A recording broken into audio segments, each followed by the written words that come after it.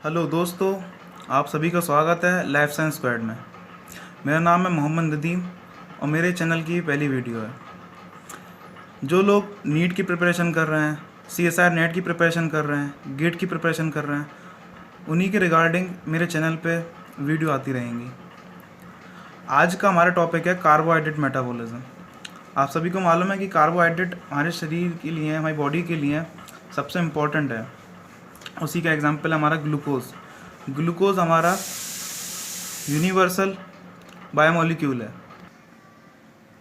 तो ग्लूकोज जैसे कि आपका यूनिवर्सल बायोमोलिक्यूल है, उसी तरह ग्लाइकोलाइसिस भी आपकी यूनिवर्सल प्रोसेस है।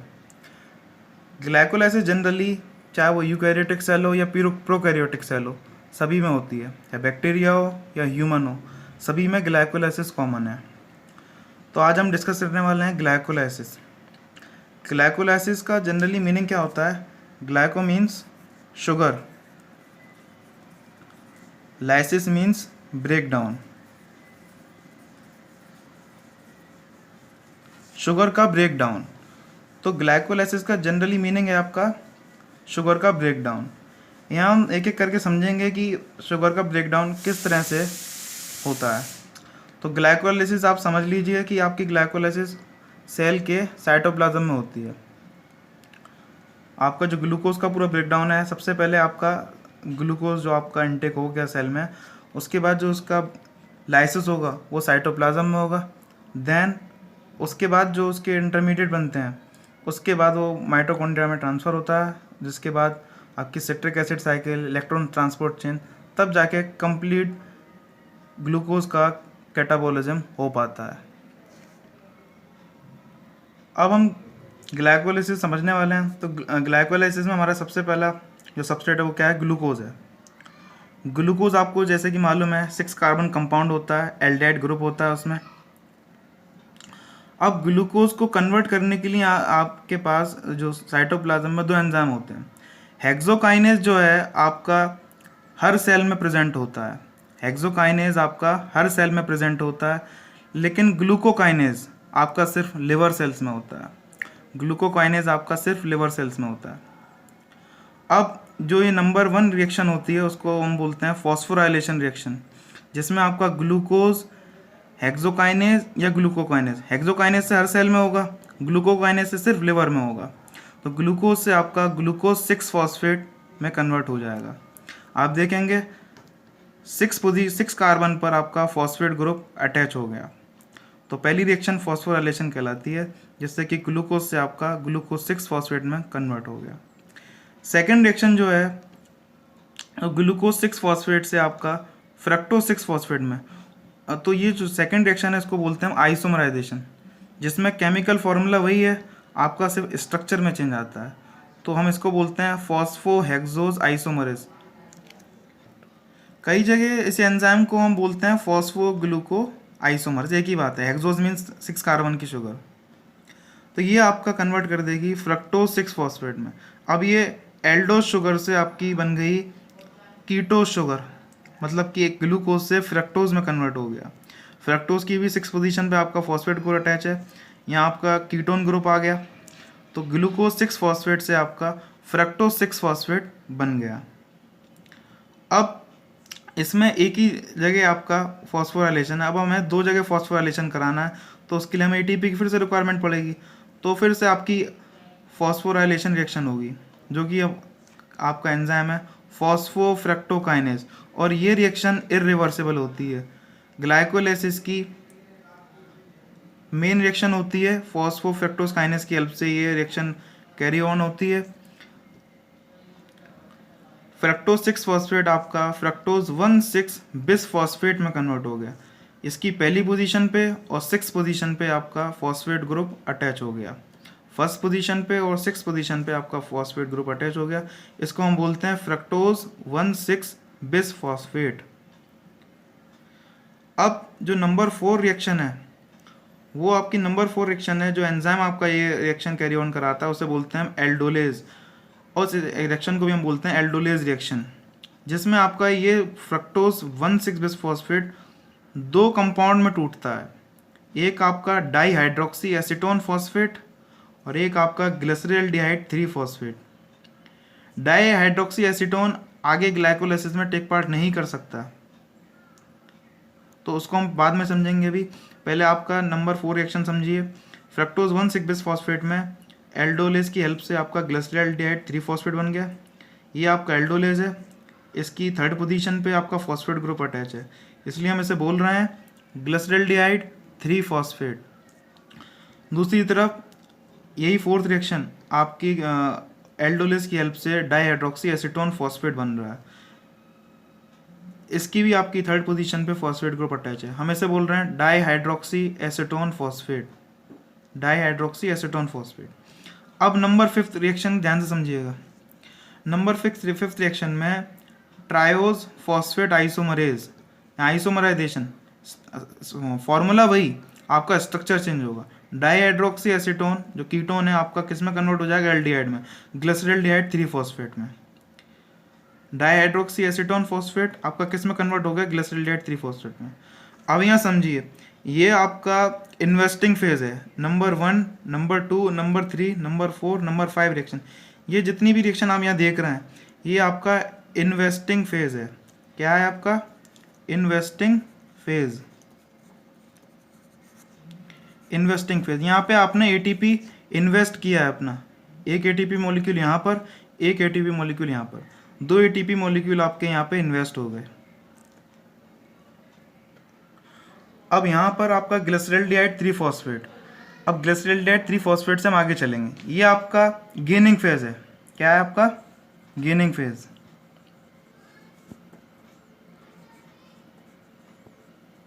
यहाँ से आपका गेनिंग फेज स्टार्ट होता है, 6 नंबर की रिएक्शन से आपका गेनिंग फेज स्टार्ट होता है। आपने पहले इन्वेस्ट किया फर्स्ट 5th रिएक्शंस में, अब यहाँ आप एटीपी गेन करोगे। कैसे आपका, आपकी एक चीज़ ध्यान रखिए, हमारे पास एक ग्लिसरॉल्डिहाइड 3 फॉस्फेट था और डाईहाइड्रोक्सी एसीटोन फॉस्फेट था। हमने डाईहाइड्रोक्सी एसीटोन फॉस्फेट को भी हमने ग्लिसरॉल्डिहाइड 3 फॉस्फेट में कन्वर्ट कर दिया था। तो ये रिएक्शन आपकी 2 बार चलेगी एक तरह से, लेकिन हम यहाँ पर आपको एक ही बार दिखा रहे हैं, तो हम यहाँ हर चीज़ को डबल कर देंगे।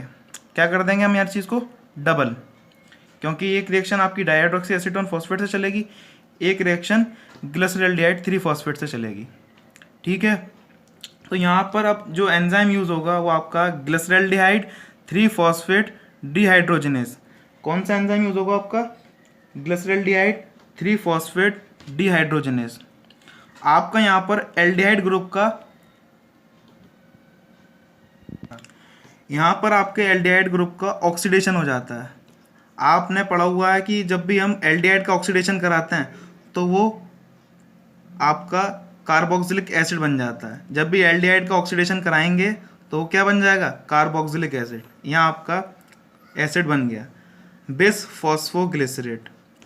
अब यहाँ पर ये एसिड बना कैसे आपका, यहाँ पर हमारा NAD पॉजिटिव यूज़ हुआ और NADH जो कि हमारा रिडक्शन कोएंजाइम है वो बन गया, हमारा रिडक्शन कोएंजाइम यहाँ बन गया। और आपका यहाँ पे एक इनऑर्गेनिक फॉस्फेट यूज़ होता है, यहाँ पे ATP यूज़ नहीं होता, यहाँ पे आपका इनऑर्गेनिक फॉस्फेट यूज़ होता है। ये आपका इनऑर्गेनिक फॉस्फेट है। अब हमने यहाँ पर हर चीज़ को डबल करा है, तो हम यहाँ पे 2 NAD कर देंगे, तो 2 NADH कर देंगे, तो आपके 2 NAD आप प्लस पॉजिटिव आपके यूज़ हुए और 2 NADH आपके यहाँ बन गए। ये रिडक्शन कोएंजाइम आपका इलेक्ट्रॉन ट्रांसपोर्ट चेन में हमें ATP देगा। अब आपका बिस फॉस्फोग्लिसरेट बन गया यहाँ पर। अब बिस फॉस्फोग्लिसरेट के आपके देख रहे हो 1 पोजीशन पे और 3rd पोजीशन पे दोनों जगह फॉस्फेट ग्रुप लगा हुआ है।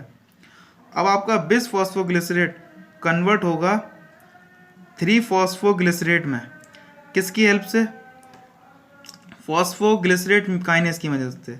मतलब आपका फॉस्फोग्लिसरेट काइनेज एक आपकी फर्स्ट पोजीशन से आपका फॉस्फेट ग्रुप हटा देगा, फर्स्ट पोजीशन से आपका फॉस्फेट ग्रुप रिमूव हो गया।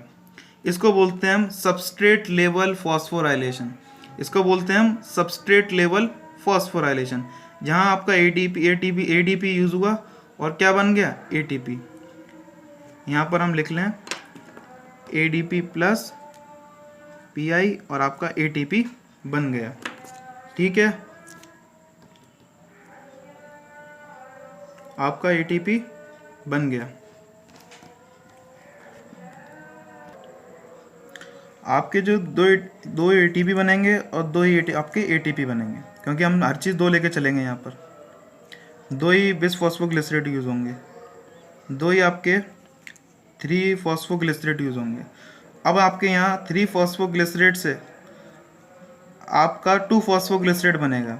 यहाँ पे क्या होता है, आपका जो फॉस्फेट ग्रुप है आपकी 3rd पोजीशन से 2nd पोजीशन पे शिफ्ट हो जाता है। तो ये कराने का काम करता है आपका म्यूटेज, आपका कार्बन नंबर चेंज कराता है। तो उस एंजाइम का नाम है फॉस्फोग्लिसरेट म्यूटेज। आपके म्यूटेज ने 3rd पोजीशन से 2nd पोजीशन पे फॉस्फेट लगा दिया, तो हम अब क्या बोलेंगे उसे, 2 फॉस्फोग्लिसरेट। हम क्या बोलेंगे, 2 फॉस्फोग्लिसरेट। यहाँ पे 2 फॉस्फोग्लिसरेट, 2 फॉस्फोग्लिसरेट आपके बनेंगे। अब फॉस्फोग्लिसरेट आपके इनोलेज की हेल्प से बनेगा फॉस्फोइनोल पायरुवेट, जिसमें आपके वाटर मॉलिक्यूल रिलीज होगा। ये आप देखेंगे OH यहाँ से, एक H यहाँ से, ये रिलीज हो गया। तो यहाँ पे भी 2 वाटर मॉलिक्यूल रिलीज होंगे। कितने, 2 वाटर मॉलिक्यूल। ठीक है। अब आपका फॉस्फोइनोल पायरुवेट बन गया। फॉस्फोइनोल पायरुवेट आपका कन्वर्ट हो जाएगा पायरुवेट में, जो कि लास्ट हमारा सबस्ट्रेट है। फॉस्फोइनोल पायरुवेट आपका कन्वर्ट कर देगा पायरुवेट काइनेस की हेल्प से पायरुवेट में। यहाँ पे आपके वही 2 एडीपी यूज़ होंगे और 2 एटीपी बन जाएंगे। 2 एडीपी यूज़ हुए और आपके 2 एटीपी बन गए। 2 एडीपी यूज़ हुए और 2 एटीपी आपके बन गए। अब हम बात कर रहे हैं, ये हमारे जो 10 स्टेप थे, इसमें हमारे एटीपी कितने फॉर्म हुए। तो आप देखेंगे नंबर 7 रिएक्शन पे 2 एटीपी हमें यहाँ मिले, नंबर 10th रिएक्शन पे 2 एटीपी हमें यहाँ मिले। 2 हमारे NADH जो कि रिड्यूस्ड कोएंजाइम है, ये हमें इलेक्ट्रॉन ट्रांसपोर्ट चेन में जाके इलेक्ट्रॉन देंगे, एटीपी देंगे। इनकी एटीपी फॉर्मेशन कैसे होती है, ये सपोज करिए 4 प्रोटॉन्स मिलके एक एटीपी देते हैं और एक NADH आपका 10 प्रोटॉन यूज़ करता है। तो 10 प्रोटॉन से हमें एटीपी कितने मिलेंगे, 10/4 इक्वल्स टू 2.5 एटीपी। तो हमने यहाँ पर 2.5 इंटू 2 किया है, तो 2 NADH से हमें कितने एटीपी मिलेंगे, 5।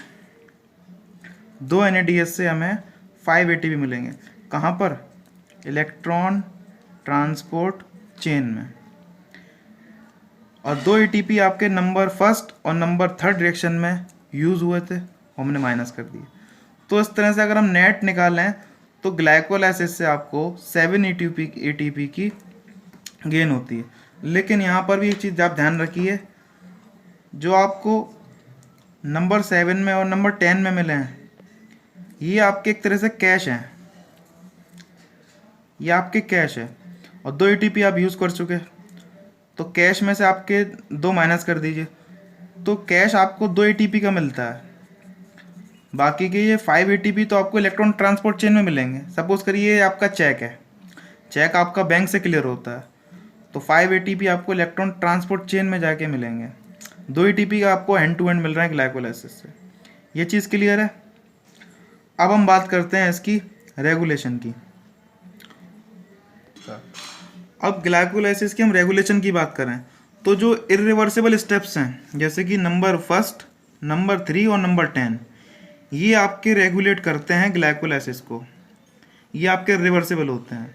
अब हम हेक्सोकाइनेस की बात करें तो आपका ग्लूकोज 6 फॉस्फेट जो कि आपका सबस्ट्रेट है, फीडबैक इनिबिशन होता है यहाँ पर। जब आपका ग्लूकोज 6 फॉस्फेट का कंसंट्रेशन ज़्यादा होगा तो हेक्सोकाइनेस को आपके क्या कर देगा, इनहिबिट कर देगा, जिससे कि आपका फर्स्ट स्टेप पे ग्लाइकोलाइसिस रुक जाएगी। और हम बात करें लेकिन आपका ये ग्लूकोज 6 फॉस्फेट आपका ग्लाइकोजन सिंथेसिस में भी चले जाता है, पेंटोस फॉस्फेट पाथवे में भी चले जाता है। तो सबसे यूनिक स्टेप ग्लाइकोलाइसिस का जो फीड उसका रेगुलेशन का है वो फॉस्फोफ्रक्टोकाइनेज ही है। ये सबसे इम्पोर्टेंट रेगुलेशन स्टेप आपका ये फॉस्फोफ्रक्टोकाइनेज वाला ही है, जिसमें आपका रेगुलेशन मेंटेन करता है आपका फॉस्फोफ्रक्टोकाइनेज ही। जिसमें अगर हम बात करें, अगर आपका हाइड्रोजन आयन की कंसंट्रेशन बढ़ जाएगी साइटोप्लाज्म में तो एसिडिक एनवायरनमेंट हो जाएगा, तब भी आपकी ग्लाइकोलाइसिस अफेक्ट होती है, आपकी ग्लाइकोलाइसिस रुक जाएगी। सिट्रेट जो कि आपका क्रैब साइकिल का सिट्रिक एसिड साइकिल का फर्स्ट प्रोडक्ट है, वो भी आपका फीडबैक इनहिबिशन दिखाता है, वो भी आपका ग्लाइकोलाइसिस फॉस्फोफ्रक्टोकाइनेज को इनहिबिट कर देता है कि अब ग्लाइकोलाइसिस की और ज़रूरत नहीं है। एटीपी, अगर एटीपी भी आपके साइटोप्लाज्म में ज़्यादा है तो वो भी फॉस्फोफ्रक्टोकाइनेज को इनहिबिट करते हैं। तो इस तरह से फॉस्फोफ्रक्टोकाइनेज आपका रेगुलेट करता है। अब आपका 10th स्टेप देखिए। 10th स्टेप में भी आपका इरिवर्सिबल रिएक्शन होती है कि आपका पायरुवेट से फॉस्फोनिल पायरुवेट नहीं बन सकता, इरिवर्सिबल रिएक्शन। तो ये भी आपका 3rd स्टेप है रेगुलेशन का। इसको एटीपी और एलिनिन इनहिबिट करते हैं। जैसे अगर एलिनिन की कंसंट्रेशन बढ़ जाती है और एटीपी कंसंट्रेशन बढ़ जाती है अगर साइटोप्लाज्म में, तो आपका पायरुवेट काइनेज इनहिबिट हो जाता है। अब हम बात करें ग्लाइकोलाइसिस की, तो ग्लाइकोलाइसिस आपका एक तो आपको डायरेक्ट एनर्जी देता है, एनर्जी के साथ साथ आपके कई सारे ये इम्पोर्टेंट बाय प्रोडक्ट बनाता है। इम्पोर्टेंट प्रोडक्ट जैसे कि इसका लास्ट प्रोडक्ट है पायरुवेट।